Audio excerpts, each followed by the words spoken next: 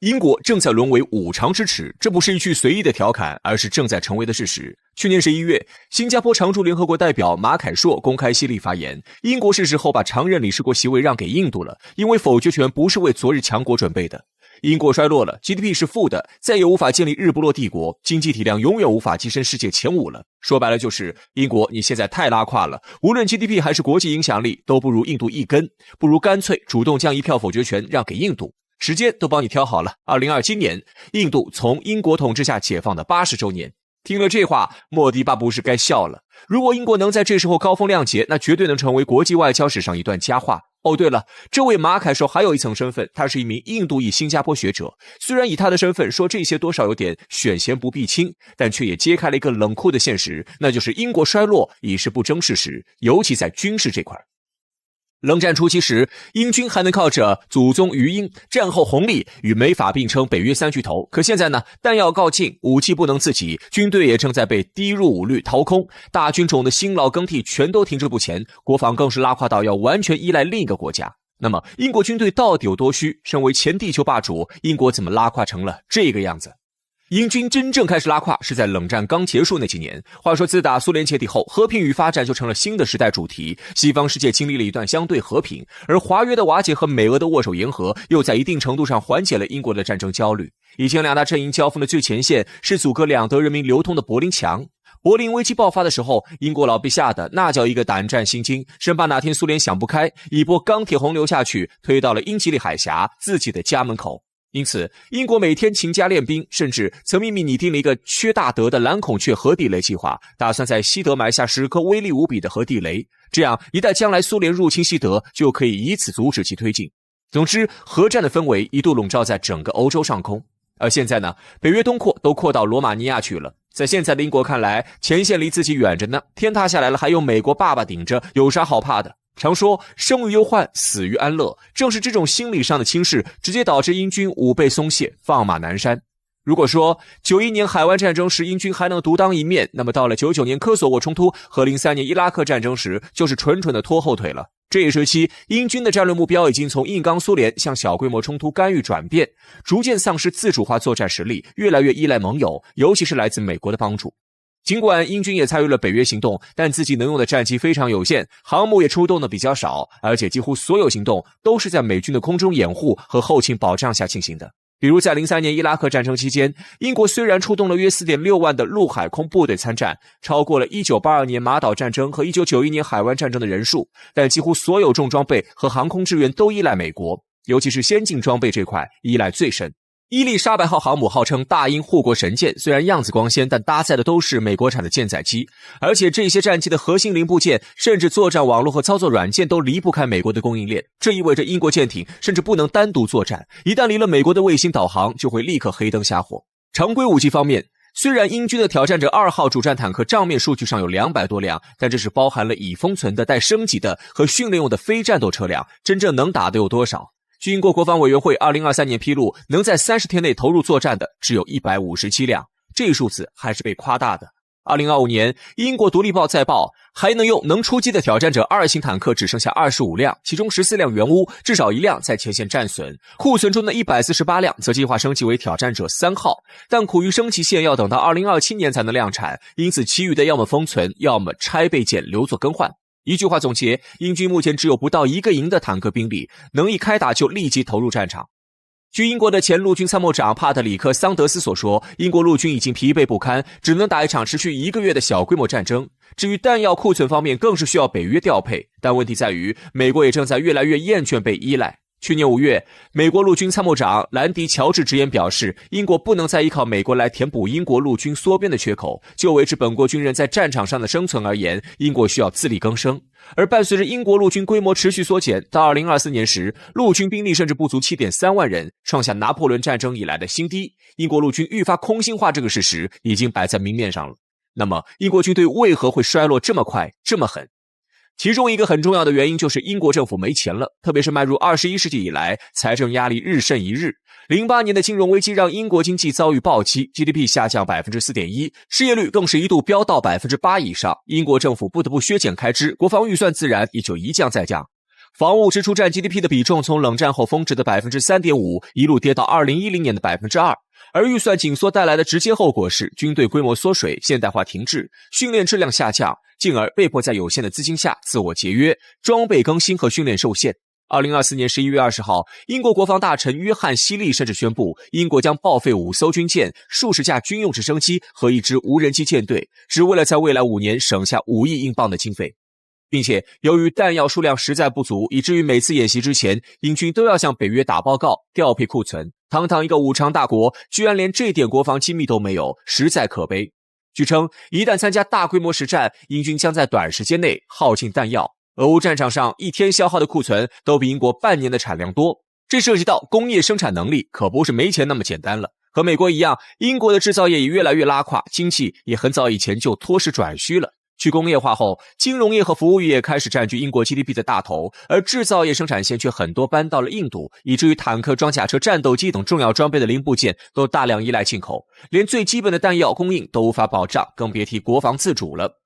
英国国防部也确实想过要加钱解决这一问题，但提议一次次被否决，这其中来自民间的阻力最大。对于冷战乃至冷战结束后成长起来的这代英国人而言，由于新闻渲染的美苏大战迟迟没有爆发，因此他们普遍对国防局势持乐观态度，认为军费开支大不过是政府的谎言。当然该说不说，某种程度来讲，他们确实说的没毛病。我们知道美国有军工复合体，但其实英国的约翰专员也没少拿。别看英军天天在医院喊穷，其实他们自己底子里也不干净。仅2019年的一次国防审计就发现有54个项目超支延误，累计损失超过50亿英镑。英国审计署更是披露，自2010年以来，国防部因各类欺诈损失接近 9.3 亿英镑，仅2023-24财年就高达 2.2 亿，更有前弹药采购专员戈登·福克斯利收受高达350万英镑回扣入狱的。可以说，尽管英军国防预算已经捉襟见肘，但真正吞噬军费的从来不是开销，而是白厅与军火商之间的利益输送。怨不得英国民主不支持你，大炮一响，你军火商资本家大也是赚得盆满钵满了。普通民众呢，可曾想过他们的感受？所以也就不难理解，为什么英国民众会普遍报国意愿低下，反战厌战了。英军的征兵办事处的 KPI 完成度更是逐年递减，海陆空三军没有一个入伍率达到目标值的 70%。英国军队迫于民意和媒体压力，只能从尼泊尔征召库尔喀雇佣兵替代国人服役。英军总兵力更是从80年代马岛战役的 32.76 万缩水至2025年的不足15万，多项现代化武器研发项目被迫推迟或取消。毕竟在民众看来，军队只要保持一定的核威慑就 OK 了，何必在常规作战这块投入那么多呢？福利社会不香吗？话不能这么说，核威慑固然重要，但常规战力与军备才是一个国家的国防基石。俄乌冲突的经验告诉我们，真要打起来，核武器是同归于尽的底牌，而不是随时都能用的手段。英国这些年恰恰是因为过分依赖所谓的核保护伞，才让常规力量一路滑坡。可问题在于，即便到了要动用核武那一天，英国也未必能自己做决定。以皇家海军引以为傲的3叉戟潜射导弹为例，这些武器全部由美国洛马公司生产，平时储存在美军佐治亚州的金斯湾基地，控制和发射都不听自己使唤。英国所谓的独立核力量，实质上离不开美国的供应链和指令支持。没有美国的同意，3叉戟就是如同一个摆设。换句话说，假如英国跟另一个核大国开战，美国不想引发全球核战让自己受牵连，那大概率会卖队友，拒绝交出核按钮，让英军像乌克兰那样打消耗战。再说了，美国也不是做慈善的，背靠美国就要做好被收割的准备。你把美国当靠山，美国就会把你软肋当把柄。日本、韩国、欧盟都是前车之鉴。2025年特朗普重返白宫后，便开始频频敦促北约盟国大幅增加军费，这等于直接把话挑明，要么交更多的保护费，要么自己承担不交的后果。为了不被老美当猪仔，英国计划到2027年将国防开支增加134亿英镑，同时将把发展援助支出占 GDP 的比重从 0.5% 削减至 0.3%。去年保守党当政时也说过要额外花750亿英镑在国防上，打算靠裁减公务员来削减成本，结果根本没干成。说白了，要想实现国防自主，光靠日不落的余晖是不够的，还要有政治决心和全民支持，这一步才是最难的。2016年6月23号，无数英国公民齐聚曼彻斯特市政厅，等待公投结果的出炉。当计票官宣布脱欧程序以 3.8% 的优势得到通过时，全世界都沸腾了。无数英国民众和政客认为，英国或将再度开启日不落帝国的盛世。不料，近10年过去了，曾经的日不落帝国如今却因破产、骚乱接连登上热搜，国家经济趋于崩盘。从脱欧公投到首相走马灯式换人，英国仿佛在作死的道路上一脚油门踩到底。2016年，一场席卷全英的全民投票吸引了全世界的焦点。72.2% 的英国公民参与进这一场史无前例的投票，最终脱欧阵营以 3.8% 的优势取得胜利，英国自此彻底成为欧洲大陆的局外人。不过，当英国政客们高举夺回主权大旗冲向脱欧投票箱时，或许没人想到这场豪赌会把国家经济拖入泥潭。时至今日，英国超市货架上日渐稀疏的蔬菜，港口堆积如山的腐烂货物，企业主们焦头烂额填写的海关申报表，无时无刻不再把脱欧的代价摊在每位纳税人面前。那个曾经以自由贸易为荣的国家，如今连一颗生菜都要经历9981难才能摆上餐桌。原本畅通无阻的英吉利海峡隧道，现在堆满了等待清关的货车，司机们不得不带着睡袋在车厢里熬过48小时。这不是什么灾难电影场景，而是英国多佛港每周上演的日常。以前3天就能到巴黎的水果，现在要多花200英镑冷链成本，客户宁愿改从西班牙进货。当英国渔民眼睁睁看着捕捞的扇贝因报关延误在码头发臭时，欧盟国家的水产品却通过零关税通道涌入英伦三岛。这种突如其来的贸易逆差，让英国财政部每年平白损失了47亿英镑关税收入，相当于每个家庭多交600英镑脱欧税。随之而来的是跨国企业的撤离潮。日产关闭桑德兰工厂那天，厂区上空飘着的不是英国国旗，而是日方代表遗憾的鞠躬。这座曾年产50万辆汽车的北方经济引擎，如今只剩生锈的流水线和失业工人抗议的标语。最讽刺的是，英国引以为傲的新克利角 C 核电站项目，因为法国电力集团担忧政策风险而不断推迟，工期从10年拖到15年，预算从180亿英镑飙升到320亿，数百亿的项目活生生拖成了烂尾楼。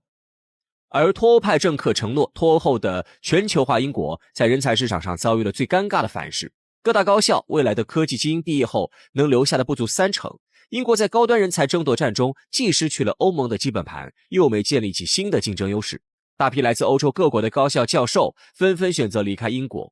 原因是续签手续的繁琐与高昂。与之形成鲜明对比的是，帝国理工学院的印度留学生同比暴涨 40%。当然，这并不是脱欧后唯一的影响，还有英国首相走马灯式的换人。从特蕾莎梅的契诃斯计划流产，到约翰逊硬脱欧的豪赌，从特拉斯的迷你预算引爆债市，到斯塔默试图缝合与欧盟的裂痕，短短8年6亿起主的首相府俨然成了英国政策试验场。这场闹剧一般的首相辗转秀，最荒诞莫过于2022年特拉斯45天的首相任期。这位撒切尔的狂热信徒在唐宁街的办公桌上刚铺开自由港法案减税计划，市场就用最冷酷的方式撕碎了他的蓝图。英镑汇率断崖式下跌，国债收益率飙升至 5%， 养老基金面临爆仓，英格兰银行被迫紧急购债。当特拉斯宣布撤回减税政策时，伦敦金融城的交易员们甚至来不及修改做空指令。这位英国史上最短命首相创造的不仅是政治笑料，更让财政缺口凭空多出300亿英镑的黑洞。这场闹剧的余波至今仍在震荡。斯塔默内阁接手时，财政部账本上的赤字已膨胀到200亿英镑，相当于每个英国人要背负3000英镑的隐形债务。而首相的频繁变动也带来政府政策的各种急转弯。除此之外，外交舞台上的进退失据则让英国彻底沦为国际笑柄。约翰逊挥舞着全球英国的大旗，却在跨太平洋贸易协定的谈判桌上发现12个成员国开出的准入条件竟比欧盟单一市场还要苛刻。斯塔默试图通过务实外交向布鲁塞尔递出橄榄枝，却被欧盟委员会主席冯德兰提醒别妄想特权通道。在被欧盟拒绝后，斯塔默试图深化对华合作，又被华盛顿芯片法案困住手脚。唐宁街的外交官们不得不随时切换工作模式，在亲美亲欧中立各方面来回辗转腾挪。这直接导致几任首相在上台后推出的各种改革政策没有一个成功的。当时英国财政部智囊私下算过一笔账，要兑现不增税、不砍福利、重振基建的3重承诺，除非英国经济突然出现 3% 的奇迹增长。而这个数字自脱欧后就再没出现过。现如今的英国社会早已是乱象一片，在社会福利方面，全民免费医疗已经崩溃，公立医院等待免费候诊的人数已经排到760万人，然后是落后的医疗器械。在曼彻斯特皇家医院里，上世纪70年代的 X 光机仍在服役，而隔壁私立诊所的核磁共振仪却闲置着等待富豪光临。这种割裂在财政数据上体现得更为残酷。政府每年为维持福利体系耗费 GDP 的 20.3%， 却拿不出3亿英镑更换早已超期服役的 ICU 设备。更荒诞的是，当财政大臣宣布冻结个税起征点时，伦敦金融城的避税天堂正帮助富豪们将270亿英镑资产转移到开曼群岛。这种劫富济贫的福利体系最终演变成中产家庭被迫支付双倍代价，既缴纳高额税收，又自费购买私立教育和医疗。而与此同时，曾经让英国骄傲的工业血脉，如今正以每天2400万英镑的速度流失，产业不可避免走向空心化。日企关闭桑德兰工厂时，带走的不仅是2000个岗位，还有价值37亿英镑的汽车零部件产业链。当德国大众收购劳斯莱斯，印度塔塔吞并捷豹路虎，这个发明了蒸汽机的国度，如今本土汽车品牌只剩迈凯伦在苦苦支撑。更令人唏嘘的是，当中国宁德时代投资5亿英镑在匈牙利建电池厂时，英国本土的电池初创企业却因政府补贴延迟宣告破产。目前产业空心化所产生的恶果，英国人民每天都在吃。超市货架上，波兰苹果比肯德郡本地产品便宜 30%。建筑工地上，从中国进口的预制构件比本土生产节省2周工期，就连大本钟的修缮工程都要依赖西班牙的青铜铸造技术。这种全方位的产业失守，使得英国贸易逆差在2024年达到创纪录的1270亿英镑，相当于每天早上一睁眼就欠世界 3.5 亿英镑。当财政大臣试图用服务贸易顺差来粉饰太平时，没人提醒他这些顺差里包含多少离岸金融的灰色收入。而生活成本持续增长的后果，就是民众的暴力与骚乱。12家米其林餐厅悄悄撤下了亚洲美食的招牌。环保主义者封锁 M25 高速公路时，物流公司不得不把每趟运输成本预算提高 18%。最惨烈的是2023年的圣诞节，极右翼分子与警察在牛津街混战，直接导致零售业损失23亿英镑。现如今，这个曾经的世界工厂正在经历脱欧与政府动荡的双重阵痛期。金融资本的贪婪吞噬了产业升级的资金，福利主义的惯性消磨了改革锐气，而政治短视和屡屡上演的首相更迭，让每次转型都沦为半吊子工程。当德国用工业 4.0 重塑制造根基，中国以新能源产业开疆拓土时，英国却还在为是否恢复文法学校辩论不休。曾经的日不落帝国，现如今早已连帝国余晖都看不到，在走向下坡路的道路上彻底一去不复返。